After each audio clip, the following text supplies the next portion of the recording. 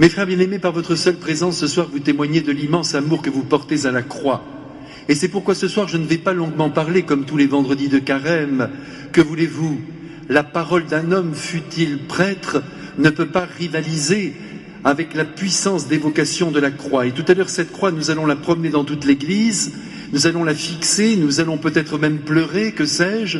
Chacun recevra des grâces et chacun retrouvera cet amour de Jésus infini qui a été accroché à ce bois et comprendra à quel prix il a été sauvé.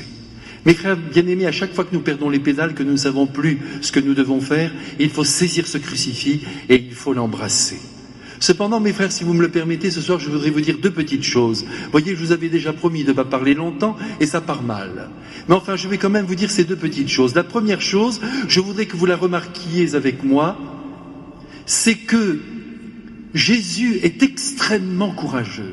Il a devant lui ses assassins, les chefs des prêtres, les pharisiens, qui cherchent à le faire arrêter et à le faire tuer. Ils sont là devant lui, il leur raconte une histoire où il les met en scène. Vous vous rendez compte?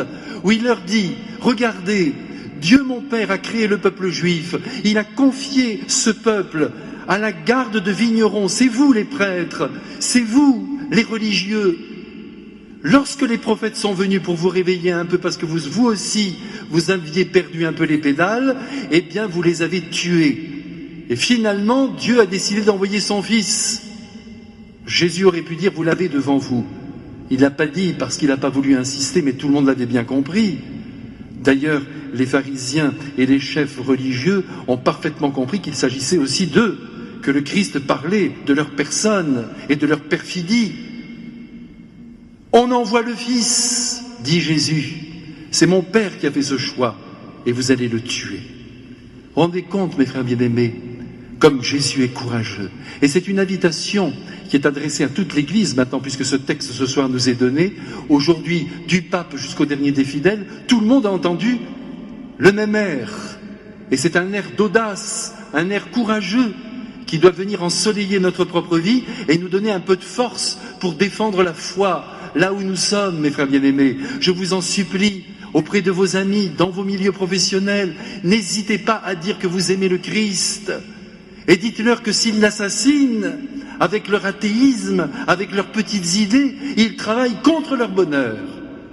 Voilà la première chose que je voulais vous dire et que vous devez répercuter autour de vous. C'est capital, mes frères. Comment voulez-vous que le monde s'évangélise si vous ne faites pas preuve de courage et de conviction?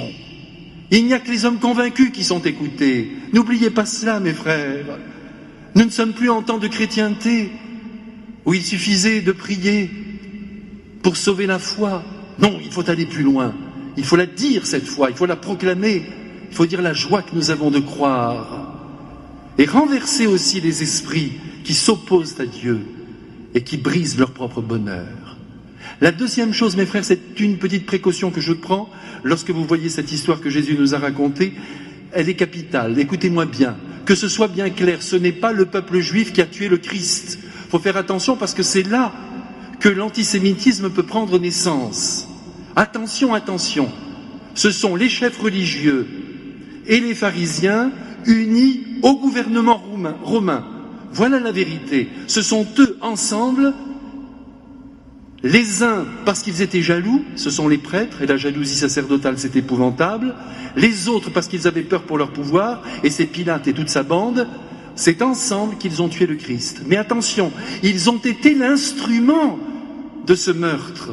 Mais ce qui a tué le Christ, ce sont nos péchés, que ce soit bien clair. Jésus ne serait jamais mort sur la croix si l'humanité n'avait pas été coupée de son Père. Ce n'est donc pas le peuple juif qui a tué le Christ, il n'a été que l'instrument. Et encore, comme je vous le disais il y a un instant, il s'agit des instances religieuses supérieures, qui n'a été que l'instrument uni au gouvernement romain, mais c'est le péché qui est la cause de la mort du Christ. Alors ne dites pas autour de vous que ce sont les Juifs et qu'ensuite ils en ont bavé parce qu'ils ont tué le Christ. Ça, ce sont des propos mensongers qui blessent Jésus, qui, je vous le rappelle, est juif, qui blessent la Sainte Vierge, qui, je vous le rappelle, est juive, qui blessent les apôtres, qui sont tous juifs et fiers de l'être, c'est sûr, puisque c'est le peuple élu. Alors mes frères, c'est bien clair, c'est important que nous nous disions tout cela, pour avoir une belle clarté dans notre intelligence, quand tout à l'heure, j'y reviens, nous allons promener la croix du Christ. Toutes les souffrances de Jésus sont dues au péché de l'humanité. Ne l'oubliez pas.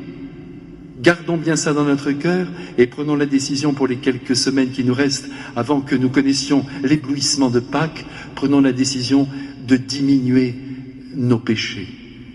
Et nos péchés, vous savez ce que c'est.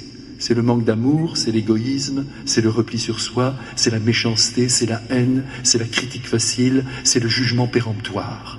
Attention à tout cela, mes frères. C'est parce qu'on a calomnié le Christ qu'il est mort. Tout est dit.